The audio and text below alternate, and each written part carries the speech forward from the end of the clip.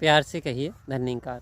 आओ संत महात्माओं, आत्मा सत्य है या सत्य है, जीव सत्य है या सत्य है, ये प्रकृति सत्य है या सत्य है, आज विचार करते हैं ये आत्मा।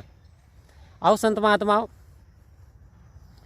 पुरातन वेद शास्त्र चीख कर कह रहे हैं कि जो आत्मा है ये परमात्मा का अंश है। और परमात्मा संत महात्माओं आप जानते हो, परमात्मा स्थायी है, अजर है, अमर है, अविनाशी है। लेकिन परमात्मा तो फिर एक रस है, स्थायी है, फिर ये आत्मा खंडों में कैसे, किस तरीके से? आओ संत महात्माओं थोड़ा प्रकाश डालेंगे। क्या ये वास्तव में आत्मा परमात्मा का रूप है? क्या ये वास्तव में इसकी रोशनी है? आओ संत महात्माओं, एक उदाहरण के लिए नज़र डालते हैं। 100 बल्ब लगे हैं किसी स्थान पे सजावट के लिए, और एक पावर हाउस से वो अटैच है, सब के सब संत महात्मा जुड़े हुए हैं। जब वहाँ से लाइट छोड़ी जाती है तो सारे बल्ब प्रकाशित हो उठते हैं। आओ संत महात्माओं, इसी तरीके से 1000 बल्ब लगा लें, 10,000 लगा लें, लाख लगा लें, लेकिन पावर हाउस से जो करंट आता है तब वो बल्ब प्रकाशित होते हैं। तो संत महात्माओं, वहाँ से जो करंट आ रहा है तो वही करंट उसमें प्रकाश दे रहा है। तो कहने का तात्पर्य, आओ संत महात्माओं, ये जो शरीर है ये प्रकृति से बना है, ये नश्वर है, मिथ्या है, लेकिन इसके लिए बोल दिया 3 काल है सत्य तू मिथ्या है संसार। ये जो मनुष्य की आत्मा है, ये जो परमात्मा से बिछड़ा हुआ अंश है, ये 3 काल सत्य है। परमात्मा सत्य है तो ये आत्मा भी सत्य है। आओ संत महात्माओं, जब वहाँ से स्विच ऑफ कर देते हैं हम तो लाइटों में करंट नहीं आता। ठीक इसी प्रकार से जब परमात्मा अपना उजाला वापस ले लेता है, जो कि इंसान को कुछ समय के लिए दिया गया है, तो वास्तव में क्या होता है, इंसान लाइफलेस हो जाता है, फिर मरणासन अवस्था में पहुंच जाता है। फिर कहते हैं कि चले गए। आओ संत महात्मा, कहाँ को चले गए? शरीर तो वही है, नाक भी वही, कान भी वही, बस क्या है अब चेतन नहीं, अचेत अवस्था में है। अब कुछ भी करो आप उन्हें नहीं पता संत महात्मा, क्योंकि वो जो प्रकाश था, वो जो नूरानियत थी, अब वो चली गई। तो आओ संत महात्मा, कहाँ को चली गई? ये परम प्रकाश में मिल गया। तो प्यारी साध संगत जी, आत्मा के बारे में वेद शास्त्र बताते हैं अजर अमर अविनाशी है। ये भटकती हुई जीव आत्मा 84 लाख बंधनों में भटकती रहती है, और भटकते भटकते ये परमात्मा की चाहत में भटकती रहती है।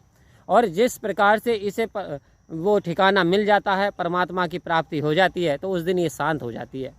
और संत महात्मा, एक हिरन होता है, कहते हैं कस्तूरी नाभि बसे, मृग ढूंढे बनमाही, और ऐसे घट घट राम है दुनिया देखे नहीं। आओ संत महात्माओं, एक मृग होता है, मृग की नाभि में कस्तूरी बसती है, लेकिन उसे सुगंध आती है। जब सुगंध आती है तो वो उसे तलाश करने के लिए वन वन में घूमता है। ठीक इसी प्रकार से आज का व्यक्ति परमात्मा की जब इसे जिज्ञासा उठती है, इस आत्मा को जब चाहत उठती है, तो दुनिया के क्षेत्रों में तलाश करता है, तीर्थों पे जाता है, धामों पे जाता है, गंगा नहाता है, ना जाने क्या क्या करता है, तांत्रिकों के पास जाता है। लेकिन आओ संत महात्माओं, कह रहे हैं ये जो कोई आर्टिफिशियल बनावटी चीज़ नहीं है, ये जो आप किसी मार्केट में किसी तीर्थ पे मिल जाए। आओ संत महात्माओं, एक जगह तुलसीदास जी को तुलसीदास जी की पत्नी ने धिक्कारते हुए कहा, अस्थि चरमय देहमम तामे ऐसी प्रीति, अरे ऐसी जो श्री राम में होत ना तो भव्य थी। हे प्राणनाथ, जितना लगाव आप मेरे हाड़ मांस के शरीर से करते हो, यदि इतना प्यार भगवान श्री राम से कर लेते, इस निरंकार से कर लेते, तो आपका बेड़ा पार हो जाता। आओ संत महात्माओं, जितना प्यार हम अपने शरीरों से करते हैं, जितना प्यार अपने यानी मकानों से करते हैं, जितना प्यार अपनी दुकानों से करते हैं, जितना प्यार संतानों से करते हैं, यदि इतना प्यार निरंकार से कर लिया होता, परमात्मा से लो लगा ली होती, तो हमारा कब का बेड़ा पार हो जाता संत महात्माओं। तो दास का कहने का तात्पर्य यही है कि इस आत्मा का कल्याण परमात्मा से होने वाला है, और ये जीव आत्मा जो है ये परमात्मा का ही अभिन्न अंश है। तेरा रूप है ये संसार। अवतार वाणी भी साफ साफ कह रही है संत महात्माओं कि तेरा रूप है ये सब संसार, सारे संसार में आप ही व्याप्त हो परमात्मा।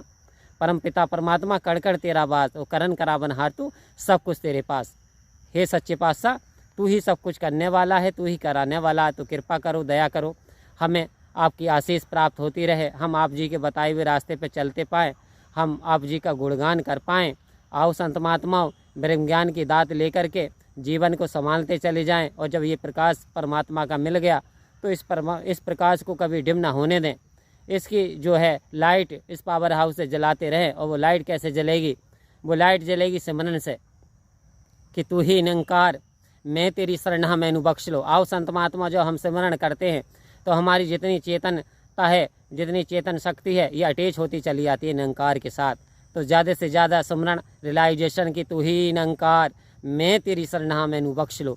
हे प्रभु, अब मैं तेरी शरण में आ गया हूँ, अब आपका काम है, मुझे क्षमा कर दो, बख्श दो, कृपा कर दो। तो आओ संत महात्मा दास आशा करता है कि निरंकार सभी पे कृपा करे, सतगुरु दया करे, मेहर करे, सभी को बख्शिश करते हुए, मेरे अवगुण न चितार, हमारे अवगुणों को न चितारते हुए अपनी पनाह में रखे, अपनी कृपा में रखे। परम प्यार से कहिए धन्य।